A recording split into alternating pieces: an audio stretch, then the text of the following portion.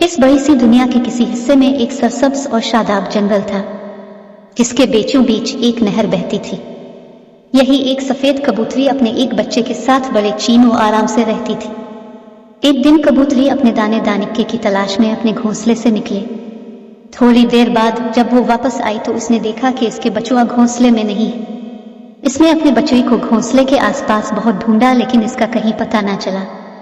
कबूतरी का नवासा दिल गम से भर गया और वो ये तय करके घोंसले से निकली कि जब तक बचुआ नहीं मिलेगा वो इसे ढूंढती रहेगी। वो उड़ती रही, हर तरफ अपने बच्चे को तलाश करती रही। वो कहीं ना मिला। आखिर थक हार कर वो नहर के किनारे आ बैठी और रंज और गम के मारे रोने लगी। वहीं एक मछली पानी में तैर रही थी।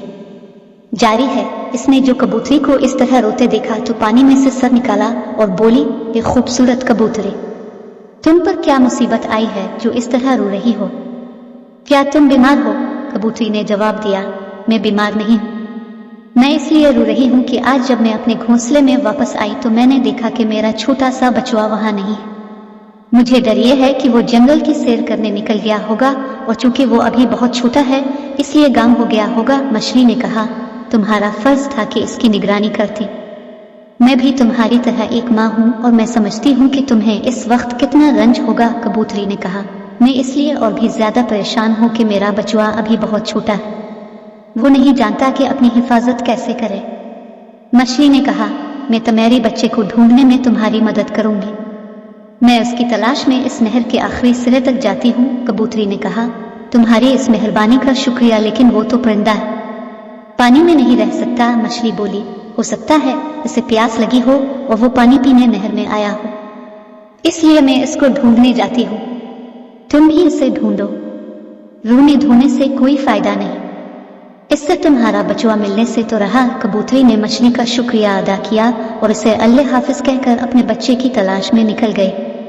बड़ी देर तक वो इसे ढूंढती रही, लेकिन जब वो ना मिला तो थक हार कर एक खेत में जमीन पर बैठ गई। उसे अपना बचुआ बहुत याद आ रहा था। इसका दिल भर आया और वो रोने लगी। एक खरगोश जो खेत में बैठा नाश्ता कर रहा था ने इसे देखा। वो इसके पास आया और पूछने लगा, क्या बात है, क्यों रो रही हो? अगर भूखी हो तो मैं तुम्हें इस खेत में ले चलता हूँ, यहाँ तुम्हारे खाने पीने के लिए बहुत मजेदार चीजें हैं। कबूतरी ने रोते हुए जवाब दिया, मैं भूखी नहीं हूँ। खरगोश बोला, फिर क्या बात है, क्यों रोती हो? कबूतरी ने कहा, मैं इसलिए रो रही हूँ कि मेरा प्यारा छोटा सा बचुआ खो गया है। सुबह से ये वक्त हो गया है, वो मुझे नहीं मिला। मैंने हर तरफ उसे तलाश कर लिया है। खरगोश अगरचे खाने में मसरूफ था, लेकिन उसने कबूतरी को तसल्ली दी और कहने लगा, रंजीदा मत हो, मैं तुम्हारे बच्चे को तलाश करने में तुम्हारी मदद करूंगा। जितनी तेजी से मैं दौड़ सकता हूँ दौड़ूंगा और सारे जंगल में इसे तलाश करूंगा। कबूतरी ने इसका शुक्रिया अदा किया और उड़ गई।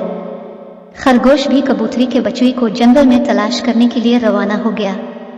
अपने बच्चे की तलाश में उड़ते उड़ते कबूतरी की निगाह एक गधे पर पड़ी जो एक सब्जाजार में खड़ा घास चर रहा था। वो इसके पास आई और पूछने लगी, क्या तुमने एक छोटा सा सफेद कबूतर देखा है? गधे ने अपनी पूरी हमाकत के साथ जवाब दिया, तुमने भी अजीब बेकार सवाल किया है। क्या तुमने आज तक कोई गधा ऐसा देखा है जो सर उठाकर आसमान की तरफ देखता हो? हम गधे हमेशा तो घास खाते रहते हैं या बोझ उठाए चलते रहते हैं। दोनों हालतों में हमारा सर नीचे झुका रहता है। इसी दौरान एक काली बलू वहां आ गई और यूं ही पूछने लगी, क्या बात है? गधे ने कहा, इस कबूतरी का बचुआ खो गया। तुमने तो उसे नहीं देखा?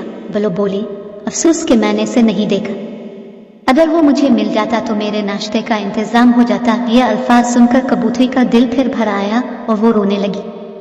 बलू कबूतरी को रोता देखकर बोली, मेरे ख्याल में बेहतर यह है कि तुम अपने आप को मेरे हवाले कर दो ताकि मैं तुम्हें खा जाऊं।